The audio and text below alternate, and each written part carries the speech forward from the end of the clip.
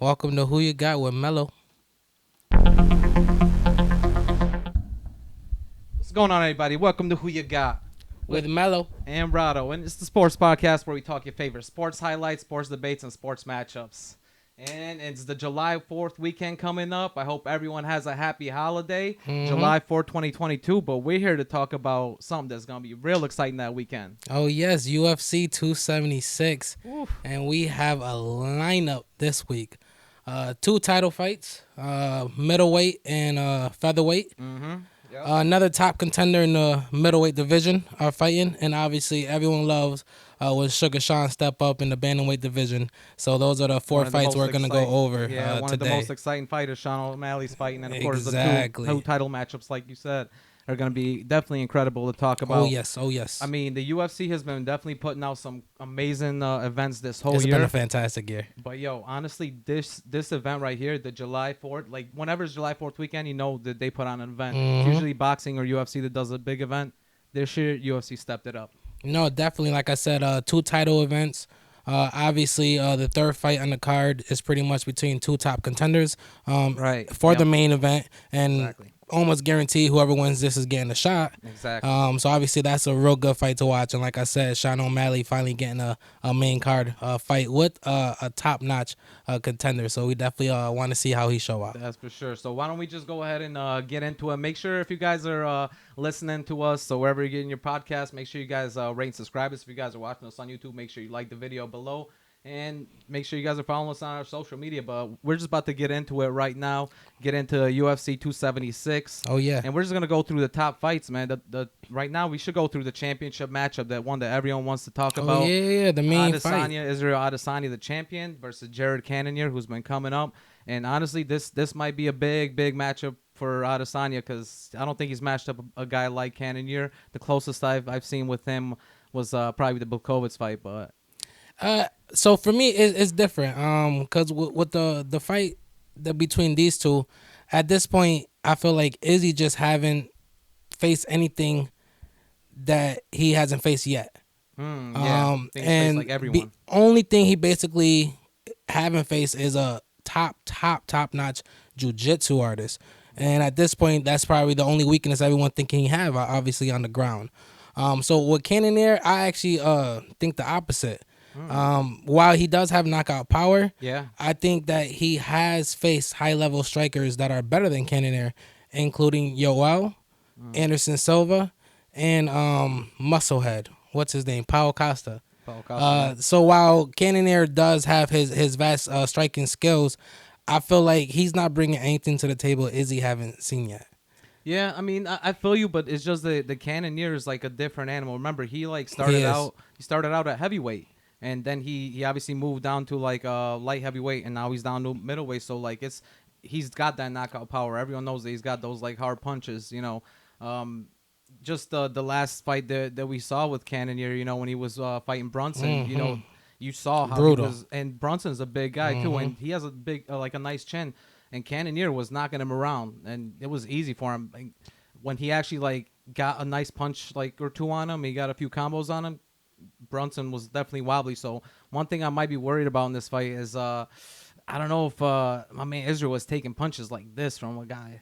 I don't know. So here's the thing. Probably the closest. Like you said, same thing. Paulo Costa, Yoel Romero, and like you said, Jan. He basically has the thing though. The height and the reach advantage is just why Izzy is so good at what he does, because he's gonna have to get in there. Cannonier is gonna have to get in there to actually basically hit him with anything. True. And Izzy's literally the king at staying his range, picking and choosing. A lot of people might find it boring, but at the end of the day, that's what you have to do. And if he got to take it to 25, he'll take it to 25. He has no problem with that. I don't think it's boring at all, man. I don't either. Right. Israel, prolific at what he does. To me, he's the most exciting striker that we've ever seen. So in the many UFC, angles, yeah. Other than Anderson Silva. Anderson Silva is like right on there on his level. Like they're right there next to each other. And that's what I'm saying. For me, he's faced harder hitters. Right. And he's faced more advanced strikers like Anderson Silva. True. Cannonier, he's going to have to find a way to get him uncomfortable early. He has to get in the champ's face and find a way to stay in his face, because if he don't, I feel like he's going to overextend in the second, third, fourth round. And Izzy literally makes his money. I feel like if it can get, it has a real chance of getting ugly fast. Yeah. Cannonier wants that knockout. He's Yeah. gonna have to go in. Obviously he got power, but Izzy found ways like Paulo Costa. That was a dismantling, Yeah. and all Paulo wanted to do is just get in there and hit him. Hit him. Yeah. And he couldn't. And overextending himself got him caught, Yeah. lit up, That's true. knockout. Knockout. Yeah. And the thing is with Izzy, he finds his spots in very weird ways. Like he'll make he'll get around in weird angles and throw some like weird punches, which surprisingly like Cannonier does as well. He'll try to hit you with like some spinning punches and like some just like elbow hits when he's close to you, just not even punching you, but just like elbow hits. But honestly, Izzy's probably the best at that. He'll use his knees. He'll use like whatever he's got. Like he's got such long arms and legs that he's just able to like stay so far away from you that he could literally like do high kicks. He can just jab you. And So many looks, and that's the still do thing. He damage. tried to. I don't know if he actually did, but he tried to trademark bystantial. Bystantial, right? And Yeah. and 'Cause he's truthfully, switching he it up, really bro. He always switches he it up. really is. That's why they call him the style bender. He's really good at it. If you look at his last fight against Vittori, like a lot of people thought that was a boring fight, but it was so boring because he just made sure Vittori had no weapons against him. Like he picked him apart. It's just because the size difference was like very noticeable against Vittori. Like Vittori's a short guy, and Adesanya, I mean, he tore him apart because of that. And then for that, I loved it because the way he threw his feints, set up specific combos by throwing the first and second punch the same, and then try to make it look like he was throwing the third, like switching his stance up, trying to kick to the open side, constantly going left, going back right. Like he's just honestly, he's just so nice at doing what he do. Like I said, at this point, unless someone can show me something different, like basically Jan held him on the ground, and that wasn't even something different. He just was a lot more powerful. Of course, and a lot heavier as well. Exactly. Move I always up say in if Izzy won up in weight the right way, he'll be a problem. Obviously, he has kickboxing belts. Yeah, and light heavyweight. He does, but I gotta disagree with you, man, because I think the weight will be a problem. Because the way that Jan really beat him was he got him on the ground and he put just his weight stood there. on him, stood there, and just wore him out. And honestly, that's the one thing I'm gonna look in this fight to see if, I don't know, maybe Cannonier, like he tries to use that strategy where he tries to bring him down and use his weight on them for like a round or two and tries to get him tired. Because it's gonna be a five round matchup. Obviously, Cannonier's gonna want it to go in the later rounds if he's gonna win. If Izzy's gonna win, most people are saying it's gonna be a knockout. I mean, Izzy wants a knockout. He said he wants a knockout. He said exactly. Second round knockout. Cannonier's only chance of winning is a knockout. He's not beating Izzy in a decision. If you go to decision with Izzy, he spent 5 rounds picking you apart. I feel you, but I think that if you go into the later rounds and let's say they're standing on the ground more and Cannonier's body's on Izzy, I feel like the more tired guy is going to be Izzy. Not necessarily saying that he can't get out of those because he's very good at ground defense as well. His scrambling has been improving a lot. That's just the only thing that I'm looking at Cannonier. That's the only thing that he can take from that Jan fight and put into this fight. Before the Jan fight, everyone thought his weakness was the ground. No one could get him there. Jan was the only one that was able to get him there. Since then, everyone's tried to get him there. Same thing. Whitaker actually was the only one that's been successful in that weight class. Actually getting there, still lost a close decision. That's true. Whitaker definitely had a chance. I mean, Cannonier's going to try. But that's the thing. Trying is one thing. Yeah. I mean, everyone's tried. Is one thing. Everyone's tried. The Vegas odds right now are Cannonier at plus 350 and Adesanya minus 435. So it's definitely like a big advantage for Adesanya. The only way I could really see this going, I mean, if we're gonna go into our picks, I mean, in this fight, I could see Cannonier try to get some takedowns and try to hold him down for a few minutes at a time, like in each round. If he sees that it works the first round, then he's probably gonna try to do it the second, third round. But honestly, man, Izzy's so good on the ground. I see him. That's why I've been watching his training. Like he's been improving a lot. Yeah, and honestly, he looks a little bit bigger too. He doesn't look as skinny as the last fight he just. He's getting stronger. Yeah, definitely getting stronger. I think he's gonna need it this fight. Cannonier's got a pretty strong chin as well. But I think Izzy's gonna be able to take care of him most likely. What everyone believes it to me, Izzy's one of my favorite fighters in the UFC. I think Adesanya might end up as one of the greatest middleweights, along with Anderson Silva. Is going to be him and Anderson Silva right there with each other, and he's close to it, man. Oh yeah. But Cannonier right now, he's on a long win streak, and I just don't think he can do it other than staying on the ground and possibly like pinning him down and holding him down for a while, tiring him out, and maybe getting a ground knockout. But for me, it's going to be Izzy. Izzy's gonna win in a second round knockout, just like he said. That early? That early. It's gonna be an early one. This one, I know Cannonier seems. I think that Cannonier's his only way to win is if he gets it on the ground, because I think that Izzy's gonna be able to stay away from him. That reach is just too much of an advantage. I know Cannonier has the power, but is he gonna be able to touch Izzy standing up? I don't think it's gonna happen. I think Izzy's gonna be able to use the kicks. And for me, he's going to get like a elbow or two and is going to hit him the right way. He's going to be wobbling that second round, and then Izzy's going to finish him off somehow. See, what about for you? Who you got? I got a 4th round knockout by Izzy. Ooh, okay. Because I think the first 2 rounds, Izzy's going to kind of keep his distance, pick him apart, not too much action. And then 3rd and 4th, he's Cannonier is going to start overextending, really looking for that.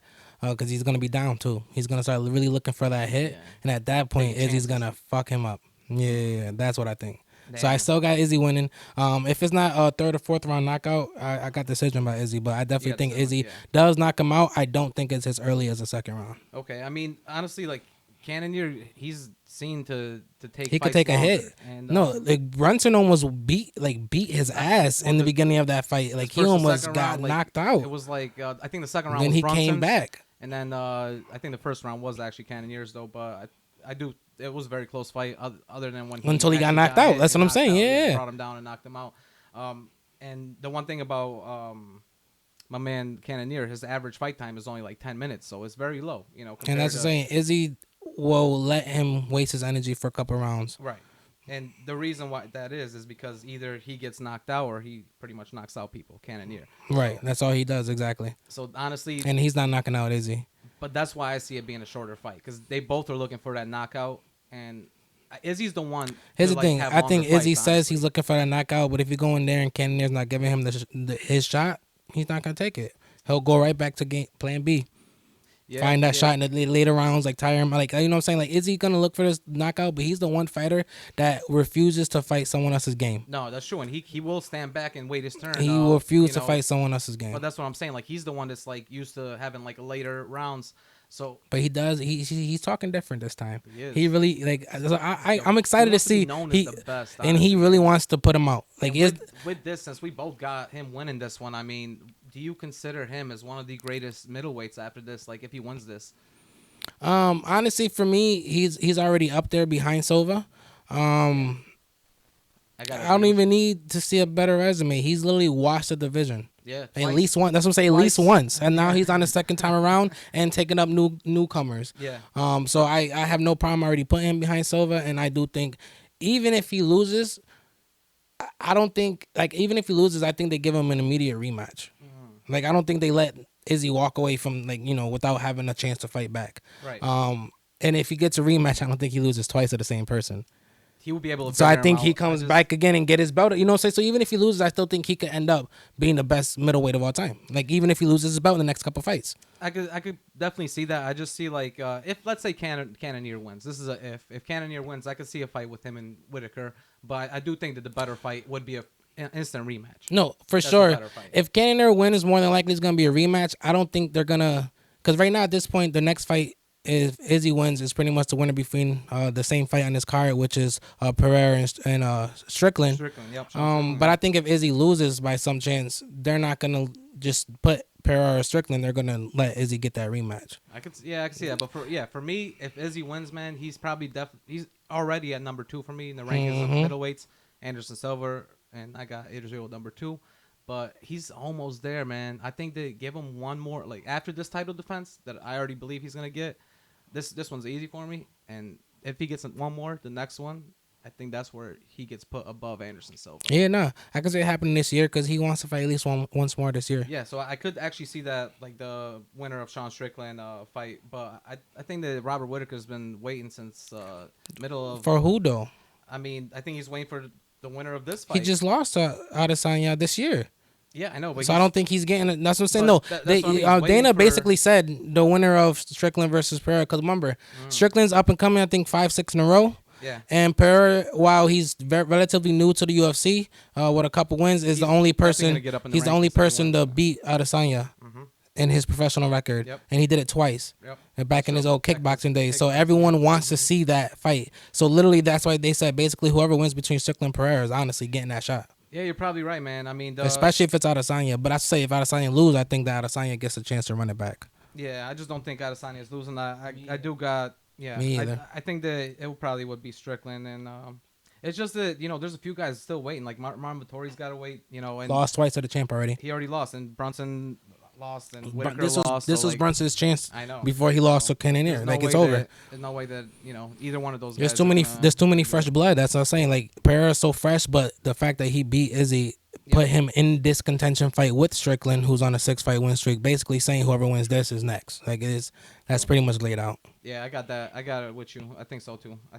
And I mean, so from one championship matchup, let's go into the next championship. Let's go to the featherweight featherweights. matchup. Yep, the featherweights: Alexander the Great Volkanovski versus Max Holloway, the blessed one. Ooh, And the this third. is the third matchup. Yep. This is one of the best trilogies we got a chance to see. I was just And a gonna lot say of that. times UFC, you don't like the trilogy.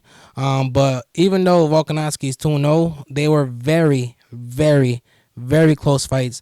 And it's so crazy how quick a narrative should change, because right before Volkanovski beat Holloway twice in a row, Yep. Holloway was 100%, no questions about it, about to be considered the greatest featherweight of greatest all featherweight. time. The great. They already had him coined the greatest featherweight of all time. Volkanovski came out of nowhere, Did though. took his belt, beat him twice, got a couple title defenses, and is now basically sitting at 24-1. And now the conversation has changed a lot. I mean, that's for sure. Like since just the last year and a half, honestly, people have been waiting for this fight. You saw number 2 was insane, and that's why people wanted to see number 3. Because it was so much better than the first one. Because the first one, each fight just get better and better. the first one, Holloway got picked apart with the legs. Second one, he easy for came, defended that well. Yep. But then Volkanovski turned to the wrestling. But both of them gave you heavy exchanges of elite boxing. Right. So the way both that fights. happened. Max Holloway was a champion. Now, Volkanovski got the championship, and Holloway's been trying to get it back. But I just honestly, Alexander Volkanovski, he's a beast, man. This man does not play around. He's got a reach advantage, 71 to 60, 69, and he's got a little bit more weight on him. He's 167 to 162. But the one thing that Max Holloway does have is he's got the height. He's Right. a lot taller, which is crazy to me, because usually if a guy is taller by 5 inches, you would think that they would have the reach in the hands, but Holloway's got short reach, and my man Alexander's just short. And that's the thing. Volkanovski used to fighting taller fighters, and not only that, his boxing skills and his counter defense is so prolific that it don't even matter if you have a reach. He's gonna make you miss and then hit you with 2 shots after you miss before you even blink your eyes. He's so he's one of the best counter defensive fighters I've seen, because he play a defensive style where he's aggressive. Yep. And he basically wants you to force something out so he can defend it, counter it, and hit you. But he does that keep continuously getting in your face. It's such a weird style, but he's so good at it. It's more of a boxing style. And It is. Honestly, it really is. Sometimes I like. He's a kinda prolific seeing that, boxer. because even if you see some of his fights, whenever he goes down, he just gets right back, or he makes sure that he's kicking away with his feet and trying to get right back up. He's a great wrestler too. But he wants to get right back up a lot of the times. If you see it, a lot of times he just wants to get back up and fight in the middle. He's known for that. He's known for staying in the middle and using those shots to bring you back towards the cage and start literally putting his body on you and beating you up towards the cage and holding you on there, using knees when he's onto the cage. But honestly, Holloway, you saw the last fight that he had with Qatar. That's one of the greatest fights that I saw with Holloway, where he was able to take him apart with his feet. So I think that he's definitely gonna have to utilize this fight, utilize his feet a lot more, and not keep this on the ground. Not keep this on their feet the whole fight. Because if it's on their feet for 5 rounds, then Holloway's gonna get his face busted up, bro. And that's the thing. He loves boxing, but he doesn't have the skill to contend with Volkanovski. And on top of that, he doesn't have nowhere near the power to actually put Volkanovski out. I don't. Yeah, I mean, I don't think that, because even the last fight we saw, I don't know if either guy has the power or if both of them just have very good chins. They both have good They chins, really do, but the guy Holloway that don't have that power anymore. Yeah. He lost a step. While he still looks fantastic, That's true. he Definitely lost a a little step, and it's not even just the speed's still there, but that power isn't. But one thing for him, like he definitely bleeds more in his face when he gets punched around in his face. He likes taking hits, and Volkanovski likes giving hits. A lot more. So that it's might a be a bad problem combo. with him going into the later rounds. He gets hit in the eye, gets hit somewhere, where it's starting to bleed and it closes up on him or something. I could definitely see that happening because honestly, this fight for me is going to be a little bit longer because I do think they're going to try to figure each other out. Oh yeah, first round, it's a chess second match. round, definitely a chess match, exactly. And I do think that Volkanovski is the type of guy that's just gonna pick him apart at spots. He's going to utilize counters, and then he's going to try to pick him around. He's going to wait for Holloway to come in, and then he's going to try to go in for his shots. I do think that Holloway at first is going to look like he's controlling the fight. He's probably going to win that round one, and then Volkanovski is going to start picking it up after that because Holloway used a lot of energy that first round. So. Oh yeah, they definitely both got good stamina, but it's crazy. Like I said, while Holloway don't have the power to win the fight, at the end of the day, that's his only shot. Yeah. He's not beating Volkanovski by decision. He's not submitting nobody. Holloway's literally not submitting Volkanovski. Nah. That's what I'm saying. He's not even a great submission artist. That's what I'm saying. The only shot he has is actually a knockout, and I don't see that happening. Volkanovski only loss came in 2013, and that was by knockout, and that's literally 9 years of straight dominance. And you know what I'm saying? And he's went into that war with Brian Ortega. Yep. 90% of fighters in the featherweight division would have lost to Ortega. Yep. Getting beat up like Holloway that. Holloway would have lost to Ortega. Literally would have lost to Ortega. So while I do think that's his only shot, I don't think that's happening. Right. Volkanovski's on an 18-fight win streak right now, and I just think that he's in his prime still. And that's the thing. I think he's a little older. He's actually in his prime. Like 36, 36. In the last 2 years, he's improved so much as a fighter. It's ridiculous to see. Yeah, I mean, the only other person who I've seen improve so much at this late in his career is Francis. Yeah, Francis Ngannou. I for sure agree with that. I think Francis is improving a little quicker. It took Volkanovski a little bit longer to improve, but you could see. Granted, Volkanovski has more of a skill set to improve faster. Like Ngannou got away with a lot with just being so strong. But you can't do that in the featherweights. Ngannou just got into like MMA. Like Volkanovski was already a kickboxer. No, right. He already knew a little bit of skill. That's why he likes standing on the ground. I mean, standing up on the ground. He knows that kickboxing style very well. So he definitely actually utilized his legs, and I do think that he's going to be using those shin kicks a lot in this fight to just try to keep Holloway's body away from him. He doesn't want to. He wants to stay in front of him and make sure that Holloway doesn't bring his back towards the fence. But for me, this fight is going to be a little bit longer. I do expect this to actually go like 4 or 5 rounds. If it's a knockout, for me, it's going to be a 4th round knockout by obviously Volkanovski, because I do think this is going to be him winning it. But if it does happen to go the distance, then I see it being a little closer. I see it being like a 2-3, 2 rounds to 3 round, which is like a 49 to 48. That's what they would score in the Vegas scorecards. It's crazy because I actually came into here having Volkanovski winning by decision, but really just talking about it, I think that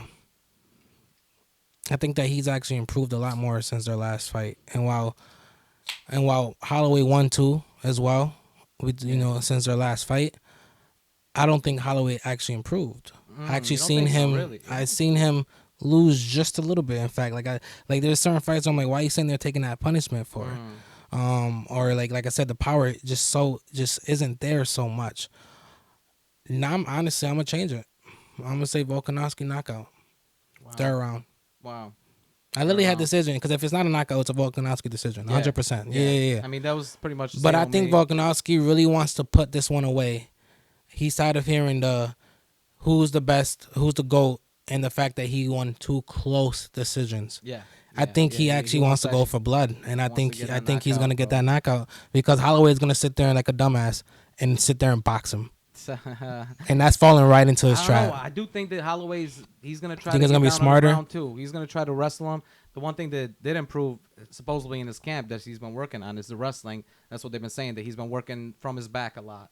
Which, if you're working on wrestling, why would you working on your back? Because that Volkanovski is the one that's going to be able to. Well, that's the thing. The first fight, he lost by getting beat up with the legs. Exactly, yeah. He defended the legs well the second fight, but Volkanovski used that to go for takedowns. takedowns, yeah. So now he has no choice but to improve the takedown defense for the third fight. He has I no think choice. He's trying to improve from his back, so he has to, because he's going gonna get taken down. Yeah, he he has to be able to counter. That's what I'm saying. It's a chess match, and that's exactly what he should be working on. But I still think it's gonna be enough. Still not enough for him. Damn. And I think he's gonna revert to just his old tactics once it's not like 100% working, and then just end up looking for a shot and end up getting fucked up. Yeah, I mean, I could definitely see that. Like, if it does happen to be a little bit longer, though, I do think he's gonna win at least one or two rounds. I mean, I definitely see him getting hits on Volkanovski, just because he's a lot taller than him. He's gonna be able to get shots from over the top or from over the side. They have a close reach, so he's not. Volkanovski's not gonna be able to keep him too much at range. Right. So I do think that if he does that, brings it to the ground a little bit, he does have a chance to make it a little bit closer. But I'm honestly with you. I think Volkanovski's still in this prime, one of the best we've ever seen, and he's gonna take this one. And honestly, what happens with him? Do we crown him? Like you already said that he's probably the best that we've seen. After this, once he this puts division. this to bed, there's nothing left to say. Best featherweight. He just beat the only other best featherweight 3 times in a row. Yeah. It's over. Yeah. Like there's no more. He's the best featherweight at 24-1. Damn. Yeah, I mean the record is there. If he wins this will be 10 years of dominance. I mean, there's so many like featherweights that their names have been like out there. Like that's the thing. Max Holloway built the record to put himself above everyone, and now you got someone else with a better record who just beat Max Holloway twice, maybe about to be 3 times. Like at that point, Alexander Volkanovski is considered top 3 pound for pound fighters in the UFC right now. Yeah. And he will 100% be the GOAT. I think he'll be number 3 or 4 probably. Gotta be 3. Yeah, you think so? I mean, if he goes 25-1, 3 times beating Max Holloway, he has to be behind Usman, and he has to be behind I was Izzy. gonna say if Izzy Izzy Usman, Izzy Usman. He's gonna stay up there. Maybe Usman over Izzy. It depends on how much people how much people judge that loss for Jan. Right. With Izzy, I don't think they will. I don't think it because he did. I still see pound for pound. Yeah. I think if Jan lost that weight and went down, Izzy beats him. You know what I mean? So still pound for pound, I think Izzy's still up there with Usman. And Max Holloway. I mean, not Max Holloway. Alexander Volkanovski is definitely up there, top 3, 100%. I mean, I would definitely have to agree. Honestly, Alexander Volkanovski will be my number 3 as well, behind exactly who you said, Usman, Adesanya, and then Ngannou's like in the 4th spot for me. Ngannou for me honestly isn't that high because pound for pound, like you gotta think of whole skill set, and when it comes to grappling, wrestling, and all that, like true, these motherfuckers will tear him up. I still don't think he's in his prime yet. That's why. No, and he has a potential to definitely. I get that. But come on, we haven't heard from him in a year now. Almost a year and like some change. We don't even know what's happening. We don't know what's he doing. If he's training, is he getting better? He's like training, I would assume he is. But. Yo, I don't know. I'm hearing some things in the works. That they're talking about December, January matchup possibly for him. We'll see. So we'll definitely see about that. But anyways, like as far as Volkanovski, who's he gonna fight next? Once we both agree that he's gonna win this fight. I mean, Holloway is gonna be out. Then you got Ortega. Nope. Rodriguez. Nope. Emmett. Nope. Qatar. Nope. Chan Sung Nope. beat. Arnold Allen is moving up, honestly. Oh, you know who I think will be a good matchup? Nope. Giga Chikadze. We haven't seen him fight with him. I think that would be the only fight that's he's ranked 8th right now. He don't want none of those. He don't want that, but honestly, I know he wants to move up. He already said what he wants. He said he wants to move up. He already said what he wants. But is the UFC gonna allow him? Yeah, no. No, after his last fight against the zombie. Yeah, Zhang Jung or Chang. Let me say it again. Sorry, guys. Let me get this right. Chan Sung Jun. After his fight with the Korean zombie, Dana said he has no problem with letting him move out. Like Dana literally basically said, like Dana kind of basically already had a role like champion versus champion. He's never gonna roll that out. Yeah, man, but who's he gonna fight? Like you see him fighting somebody like he has to wait. Jose Aldo. No, champion versus champion. He has to wait. Sterling versus him. He's not going down. Oh, he's going up. You think he's going up? My bad.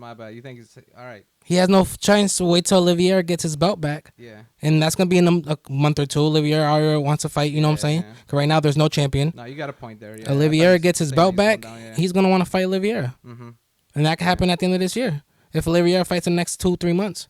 Yeah, honestly, and they will. Or if not, the beginning of next year, 280. January, you know, maybe like that can happen in the next 6 months. That can happen in the next 6 months. So I think if Volkanovski win, he's gonna wait to see who gets the belt back, and at that point, he's gonna be like, "Listen, Oliveira just beat all 5 of y'all in the top 5. Let me take a step in." Take a step in. And at that point, Dana will have no problem with that.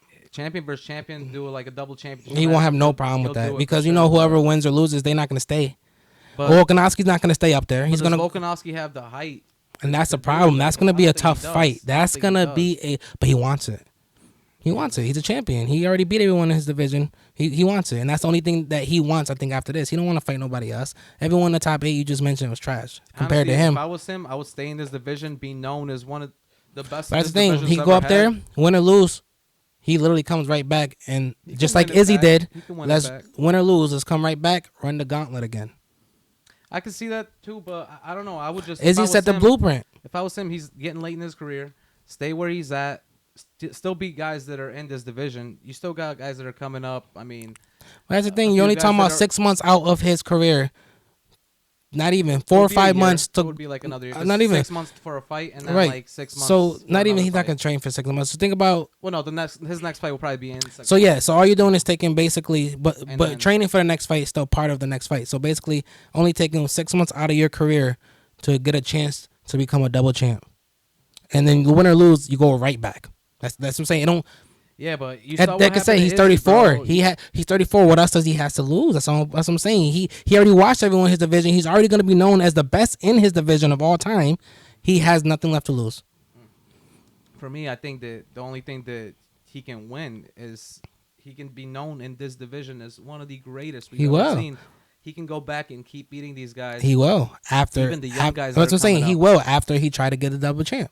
I don't know, because if he does what he tried to do, then people are gonna look at him like they did Adesanya. They're never gonna give him the props for trying to go up. Adesanya is still top 2 pound for pound because everyone knows that he can't get touched in the middleweight. Yeah, that's what I'm saying. He's still top 2, and as I say, he's either 1 or 2 depending on that Yan loss. But that's only making 1 or 2. Like Alexander could go up, lose, and still be top 3 pound for pound because it's gonna be a good fight. And you can't. And it's not even if he go out there and get choked down the first round. It won't affect his legacy. You know why? So the last 5 people that freaking Charles Oliveira fought. Yeah. Like, you know what I'm saying? Like, it's Charles Oliveira. So at the end of the day, you got nothing to lose but your pride.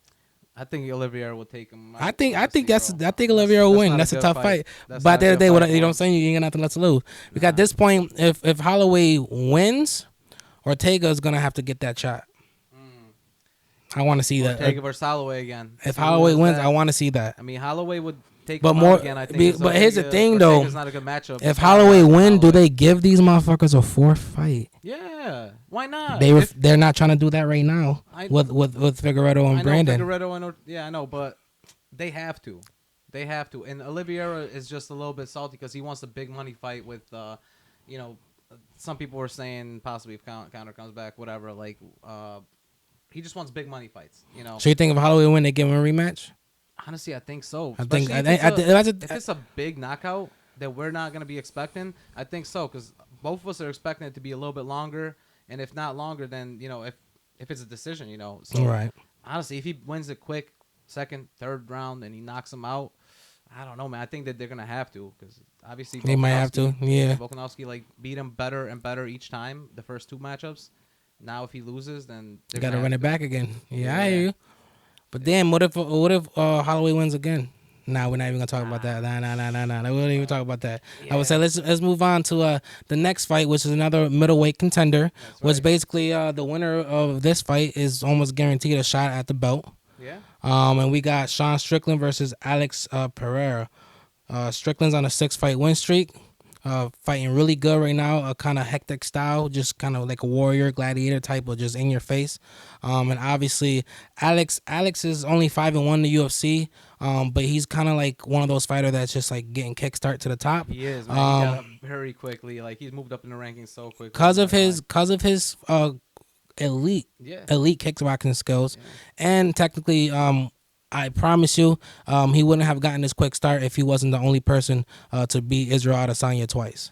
That, but also in like the former kickboxing league. But that's the only reason why right now That's one at reason, 6 but- fights in that stacked division while he's fighting for a contending spot. Like that's the only reason why. Yeah, but he's on a 3 knockout win streak. His 5 of his 6 fights were knockouts. You know, the other one was by decision. His fights are usually only last like around 2 rounds. Oh yeah. So he's definitely known as He's elite on his feet. He's yeah. prolific up there. And he lands a lot of punches. Oh, yeah. A lot of significant strikes. He loves to go for harder punches, so they make sure they count. As far as Alex Pereira, I'm talking about. Mm-hmm. But you know, Sean Strickland, we've seen him. He's a monster. He is, and honestly, if you look at like him, what we were just talking about earlier in the earlier fight with Adesanya, you know, that's one thing that we saw in Adesanya versus Strickland. Like that was pretty, like it wasn't close, but it was. He's been chasing that. It was a good matchup. Right. He's been chasing that again. Like if you look at style wise, they're both long. Obviously Pereira is not as tall as Sean Strickland, but the one thing, I'm sorry, he's not as long in the reach, but you know, as far as the record, you got to give it to Sean Strickland, 25-3, and honestly, this fight might really show what he's made of, because I don't think Pereira is ready for this fight yet. To me, I personally don't think either. A lot of people actually think Pereira's gonna win, but Sean Strickland, the only thing he honestly lacks is he likes to stay in front of you because he likes to throw volume. And obviously in that middleweight division, like you stay in front of anyone throwing blows, you're bound to catch one. right? You know what I'm saying? Sure, yeah. And technically, he's another one. While he throws high volume, tags you a very efficient rate, he doesn't have that power technically. Like he obviously, like I said, Strickland. Yeah, Strickland. Anyone. I feel like anyone can put anyone out, but Strickland in his last couple of fights, he maybe because he's fought good fighters, but he done went into battles with people and wasn't really able to put them out. Yeah. And so that's something true. Where if you don't tag Pereira, you're gonna have a problem on your feet. But that's the part where I think Strickland has the advantage everywhere else. Yeah. Pereira do not want to get on the ground with Strickland at all, and that's why Pereira just wants to keep it as a kickboxing thing. And I think Strickland can throw at him, but Strickland's not gonna win like that. Yeah. He's not going to win the fight if he stays on his feet. Yeah. He has to find a way to get wrestling, get takedowns. I don't know about submission, but I definitely think that their Strickland has to try to find a way to control the pace for this, and then he should be in Gucci. Yeah, so I mean this fight, Vegas has it even, which is crazy. This is the it's very close. Fight. It was the most even fight on the card. You look at anyone there, it's literally even. 50-50. Even experts don't know who to pick. Exactly. Like the MMA community, stuff like that. But I'm going to be honest, even with a little bit of height advantage for Pereira, I do think that Strickland is the better fighter on the ground, like you said. The one thing that Pereira has is his kickboxing ability. He likes to take some wild shots. He'll go in with some like flying kicks. That's his advantage. He can catch you at any point and put your lights out. Yeah. That's his one advantage. That definitely is. Like he'll besides a prolific kickboxing. It's great. I mean, the kickboxing definitely helps because he has long feet. You know, he can actually reach your head like if you wanted to. Like he's definitely similar to Marco Krokop where he can do those high kicks. I just think that as far as like the whole overall skill, there's a reason why my man has won 25 fights. You know, he's able to win them down when he's on the ground. He's able to get control when he's on the ground. Sean Strickland, that is. And the one thing that Pereira's never had is really a matchup against a guy that's prolific on the ground. Yeah. And he's already shown fear of attacking and being aggressive with good wrestlers because he fears that takedown. Yeah, so with Strickland, he's not going to go in there just looking for that knockout because, like I said, he in his 6 fights, he's already shown that he's basically, I don't want to say scared of wrestlers, but he tries to avoid getting taken down to the point where he's almost passive at some points against fighters he's better than, because he doesn't want to get taken down. Yeah, I feel like I noticed that about him. But he's got a good takedown average. You know, every 10 minutes he gets one takedown. We're only talking about 6 fights though. Oh, I'm sorry. I'm just talking about Strickland right now. Got you. Literally the last point that you just said. My bad. I thought you were talking about Pereira. Yeah, but you're right. Point. Strickland's takedown and offensive. That's why I was wondering. I was like, wait. Defensive and offensive takedown is on point. I thought you were talking about Pereira. I just wasn't sure. That's what I'm saying. Pereira's scared of wrestlers, and that's what I'm saying. And Strickland has great takedown and offense, like offensive, defensive takedown. His takedowns are elite. Like he gets at least one every two rounds. He gets at least a takedown, which is and that's just an average. And his takedown accuracy is higher than most, 61%. He's one of the highest takedown accurate guys in the UFC. I think he's top 5 right now, actually, in the takedown accuracy when I looked it up. And he got great defense. Great defense. Great. I want to say it was like 84%. Yeah. That, like not many people can actually take Sean Strickland down. But I mean, with him, you're just gonna have to watch out for those kick shots because from Pereira, I do think that he's gonna be able to get some high kicks. He's gonna be using his feet a lot. That's his only option, honestly, to get this fight really all the way through, to get it all 3 He got to rounds. pull it Izzy. He's gonna have to start doing some Stay wild the stuff. distance. Yeah, pick and choose. Spinning shots. Do some high kicks. Do some low kicks. Start utilizing your body, knees whenever you can. If you and that's the thing, and not even that, because if you're close enough to get knees, you're in trouble if you're Alex Pereira, because Strickland's clinch game is way better. That's what I'm saying. His only is to use his elite kickboxing skills and keep his distance. But Pereira is known for, when you clinch with him, he's known for using his knees to your face too. He's known for clinching and then using his knees as well. Yeah, but that's the thing. He also has shown that he can escape those positions with clinch artists, people who can actually just switch. Good grappling, good control on the wrist, good control on the arms. He can't get out of those when it comes to strong fighters. I mean, it's more than likely he's gonna go down. Exactly. More than likely, it's not gonna be pretty after that. I mean, so who you got for this fight? I mean, I know for me it's gonna be a little shorter fight, but who you got for this fight? I actually got this Strickland by decision. I think that he's gonna outpoint him, out wrestle him, out grapple him, and it's just gonna be one of those fights where he just keeps the pace. Because while he does great wrestling, great grappling, he still throws a high volume as well. So Alex is not gonna be able to just get in there, and Strickland's gonna make him work for everything. And I think Strickland's gonna come out on top. So I do think it's gonna be a good fight. Like I said, very close odds. I think it's gonna be a great chess match, but I do think it's gonna come to decision and Strickland's gonna win. Yeah, for me, I think that it's gonna be a little bit shorter fight. I do believe that Strickland is gonna get this one to the ground a little earlier. Like I said, Pereira's not used to fighting as good of a wrestler as Strickland is. He's not that bad of a striker either. Not at all. He's going to be able to keep his distance. He's not that short either. Both of these guys are over 6 feet, but I do think that the 6'4" helps Pereira a little bit so he can get those kicks in. That first round is going to be interesting to see who gets a little bit more of an advantage. But if Pereira starts using that kick in the beginning, I think that Strickland's going to switch up his game and bring it right down quickly in the second round. And I think this is going to be a second round decision. Second down submission. Excuse me. I do think that Strickland is going to get a submission in the second round. I don't know if it's going to be a choke, some sort of armbar. I think it's going to be a choke most likely. He's going to be able to get some sort of position and get that submission. That's what I got him.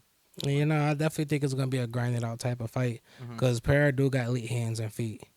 He really do got elite hands and feet, and they're so quick. He's got knockout. They're so quick, power, and then knockout power. That's what I'm saying. I don't know. That's why I don't think that it will be. I don't think it'll be a long fight if it does. Someone's going down. Yeah, either way, one of these, either Pereira knocks him out. But that's the thing. Strickland like you said, that and submission, but he's not gonna try to go for the knockout. Strickland's not gonna try to put himself in that position. I don't see him doing that either because I don't think he wants to exchange blows like that. He don't. Yeah, I do see him trying to bring it down, possibly getting some sort of position and maybe getting the choke somehow or some sort of armbar for him. But what happens next with both of these fighters? Like you said, the winner get a shot at Izzy. Yeah, and the only guy to really beat Izzy. And that's why Strickland's 6-fight win streak, this will be 7 if he wins. 100% shot at Izzy. The only one Izzy hasn't beaten in a while. And like you said, Pereira's the only one that beaten him in another organization more than once. So at this point, everyone wants to see that fight if he wins. Yeah. So winner gets a shot at Izzy. Loser, you got to fight Whitaker or Vittori. Mm-hmm. Yeah. One of them. One of those guys. Yeah. But or maybe Cannonier, possibly. No. I wouldn't. That'd be interesting. Yeah, honestly, I wouldn't be mad at that. Cannonier probably, even if he lose, he's still gonna be top contender. Right. And, I think him and Whitaker got to fight next. Yeah. Cannonier and Whitaker, I think they got to fight next. Yeah. But yeah, either way, they're fighting someone in that top 3, whoever loses. So you don't think Izzy's gonna want to try to go move up and then he's gonna mess it up for the rest of the guys? Izzy already said. He already tried once, but no, he already said he want Alex. Yeah, he wants Pereira. Yeah. He said he actually would want to have Alex win so they can be up next. He's tired of that talk. It's a possibility, bro. He's tired of that talk. Oh, he beat bro. It was literally years ago. It was. And not to mention, I watched both of those fights. close decisions. And a lot of people, it could go either way. So I mean, Pereira's gotten a lot better in the last few years. and Izzy like, gotten elite. exactly elite. like it's Like, not even funny how good he got amazing since elite. then. Yeah, he's ridiculously good.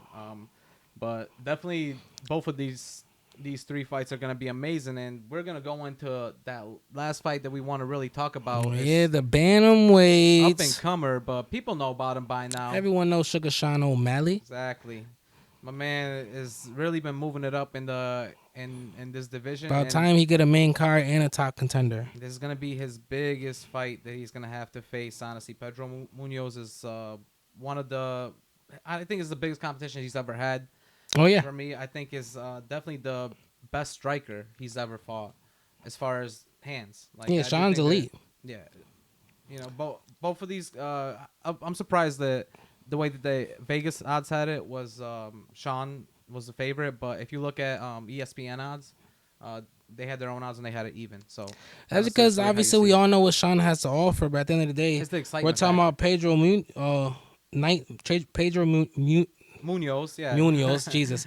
19-7, and he fought and beats people like Jimmy Rivera, Rob Font, Cody Garbrandt, Aljamain Sterling, Frankie Edgar, Jose Aldo, and Dominic Cruz. He's been very up and down in the UFC. He is, but he got skills, clearly. Got wins against amazing guys like Sterling. He's just been 1-4 in his last, like, he's really, like, slowed down. And that's what kills me, because, like, yeah, it's Sean's, like, best test, but, like, you give him a declining top name. I get it, but like. But I mean, Sean wasn't. He still got to work. He still got to work his way. He wasn't up there in the rankings, but it's just gonna be an exciting fight because everyone wants to see if Sean can take him out like he was able to do with a lot of the fighters that he's fought.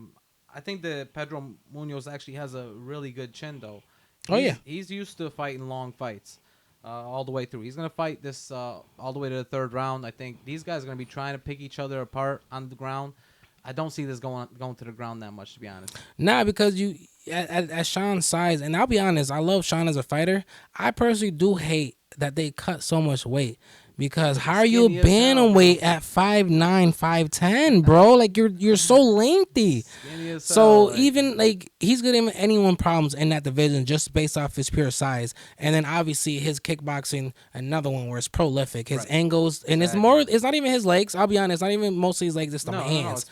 Dumb damn hands. Not just that, are just ridiculous and on point and accurate. And he pack a punch at bantamweight. When you hitting someone like that so fast and cracking them clean, they getting put out. So at this point, it's all gonna be about how can Pedro stop Sean's onslaught.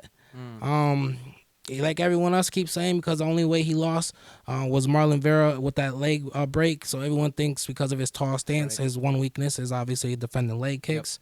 But at the end of the day, Conor McGregor, pretty much. Exactly. At the end of the day, I feel like he's still gonna be able to pick Pedro apart. I mean, I'll be honest, like. The one thing that is scary for Pedro is the reach advantage by Sean. It's ridiculous. It's ridiculous. 72 inches to 64. Those hands on Sean's about to pick him apart all night. Exactly. And when was the last time we saw Sean O'Malley? Do you remember who he dismantled? I mean, he literally dismantled this kid. It wasn't even green hair kid. He fought someone after that. He did. But just the last big fight that people saw that was on a UFC card because the other one was on a fight night. Yeah. So it was man, I forgot it. He was an Irish kid. You know, all the best to him because he had a nice chin too. He was able to take punches like crazy. But if this is gonna happen like Pedro, I think this. That's the thing. Pedro's gonna be a little better than that. I do. But you still not gonna. You still not gonna like it's Sean. Like Sean is so quick and accurate. Like, and that's the thing. He has one of the best pull counter rights in the league. Literally, when you throw a punch, he just like Mayweather does. Just stays right out that range, lean back a little bit, but as soon as you put that arm down, you're getting caught clean with a right. Yeah. Like he's so prolific at that, and that just sets up a lot of his shots. Once you hit he follow up. Well, you know, sometimes it'll be a left hook, a little left uppercut. Yeah. He just has so many ways of just hitting you with so many combos. Like he loves using the left combo where he holds his arm out, does like a 1-inch punch with the left, and then goes in with that right hook. He loves doing that. I was gonna say, his right hook is his best punch because it's so fast. Yeah, he'll literally hold so out his fast. left hand like far out and just do like a 1-inch like tap. That's gauge. That's gauging the range. I know. It's that's just making sure that the other guy's like tapping your. He's making sure he's there because like obviously with almost every punch you step into it. So if your left hand is probably 1 inch away from his face, take one step, throw that right, you hit him clean. One thing I'll give the UFC though about Styles, like this matchup is interesting about Styles because I do think that if Sean goes down on the ground, he's his biggest challenge. Definitely the biggest challenge, but also if like everyone knows that Sean fights on the ground, but if this goes to the ground, it'll be interesting because Pedro's definitely the more prolific ground fighter. Yeah. And submission wise, as I say, that's what he's gonna try to do. He's gonna try to get in there and get control, get grappling. Yeah. He cannot at any point that's the stay way he there and stand with Sean O'Malley. If Pedro wins this fight, he's gonna have to get on the ground, try to get a submission, try to get a choke somehow. Make sure that he gets like some sort of positioning on Sean on top of him. Obviously, Sean is a smaller, as far as weight, like you said, he's a smaller guy. So Pedro's gonna have that little bit of weight advantage to put on top of him. Not much because these guys are tiny anyway. Right. I'm just saying everyone except Sean. Right, every little bit counts though. So especially if you're on top for like a long time. It's going to be a 3-round fight. Man, for me, this fight, I do think that it's going to go to decision. I see it because I don't think that, like we saw in Sean's early career, we saw him pretty much knocking out everybody and knocking them out early. Now that he's getting into guys that have slightly better chins, I think he's going to see that you can't just knock everybody out quickly. People can take these shots. All right. You're not the strongest puncher. Like, even if you're tapping them a few times, you're not going to be able to just knock them out off your like first, second, third, fourth, fifth punch. Right. Even your 30th. It's going to take like 60 to 80 punches, until you start like, knocking them down and stuff, or like getting them weavy a little bit, or start actually making a little bit of damage with blood and stuff on them. So for me, I think there's going to be a longer fight. I don't think it's going to be a knockout, but I do think that Sean has just got more skill. He's going to be able to move around the ring more. He's got that length. He's going to try to keep it on the ground most of the time. Do I see him going down? Maybe I do see a takedown by Munhoz. All right. But after that, I do see Sean just getting right back up somehow, and the fight keeps going. I still got this in decision, though. I just think that Sean's going to win every round. So I think this is going to be a 49-46 in the scorecards for the UFC, but 3 rounds for Sean O'Malley.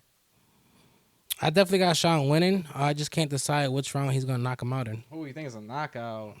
Man. I'm thinking third because Pedro do got a chin and he's going to try to negate a lot of his striking. But Sean is just so nice. Like, I honestly, part of me feel like Sean might get that knockout at the end of the second. Damn. But I 100% think Pedro's going to sleep on Saturday night. Wow. And then Sean's moving up in top 10. Damn, that's smooth sailing from there. That's gonna move him up to top 10 100% if he gets yeah. But I definitely don't think it goes to the decision. I think because Sean just throws so many accurate punches to your goddamn jaw, it's just not even funny. And like you said, that reach is it's ridiculous. It's ridiculous. Every single person won in there with that such a reach disadvantage. No matter what they tried to do, Sean just picked them. You got a point there, but who would you say has like the more powerful punches in this one?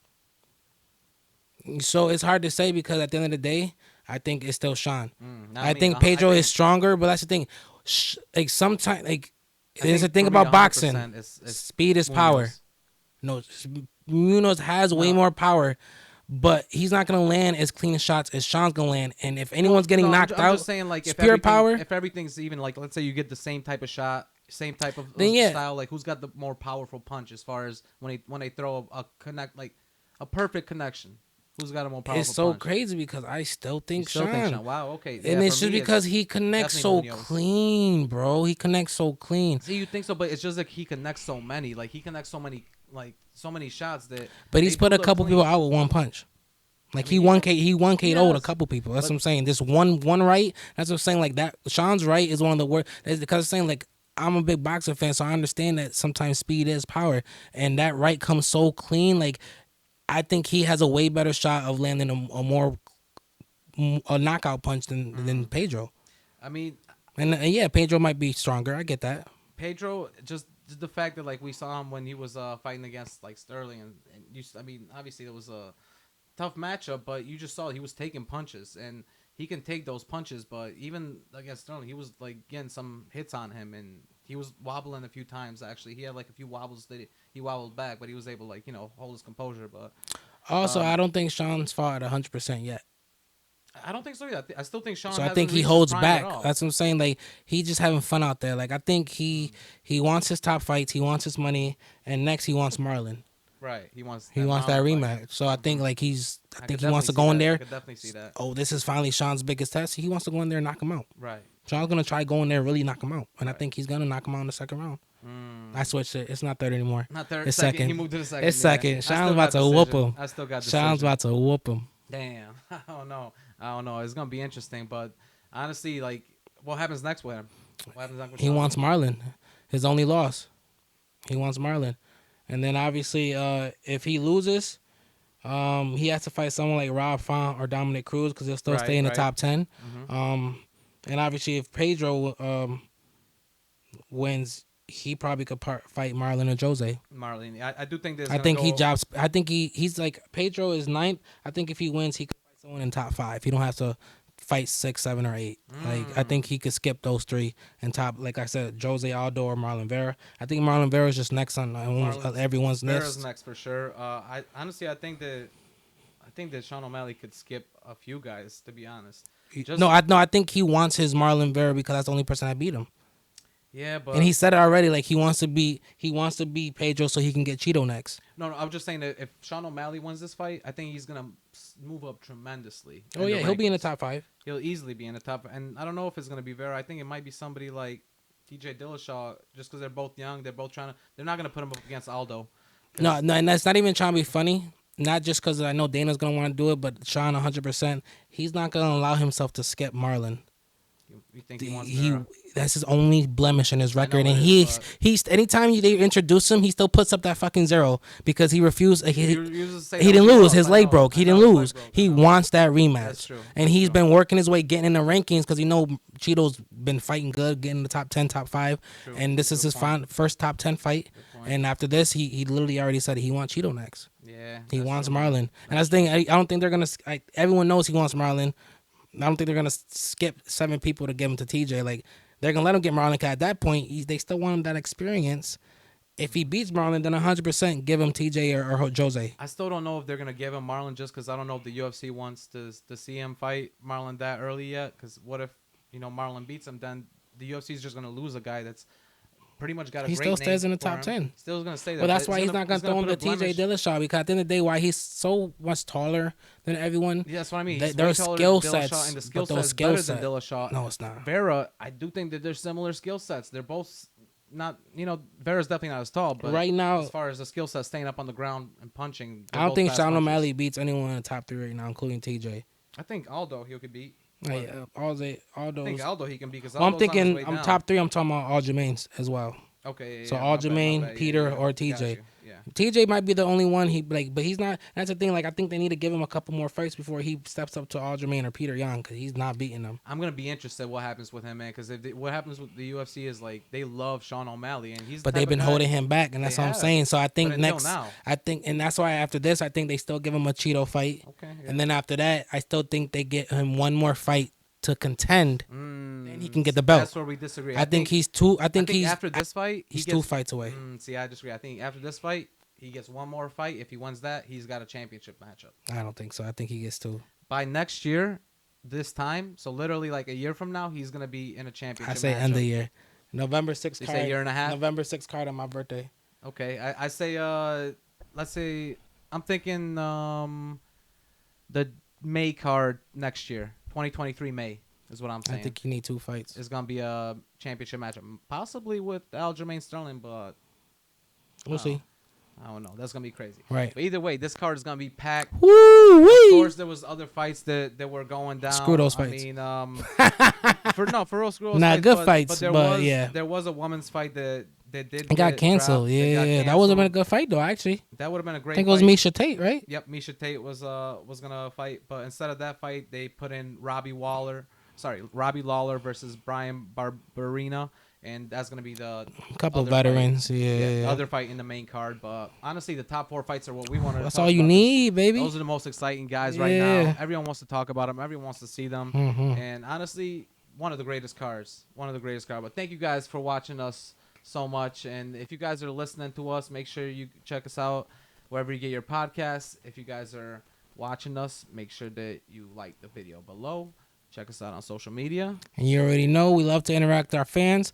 We love to throw polls, get some episode ideas. Just we talk sports, man. That's what we do around here. So let us know, man. That's right. So really appreciate you guys watching us again, listening to us, and we'll see you guys next time on Who You Got With Mellow. and Rado. Appreciate you Peace. guys. Peace.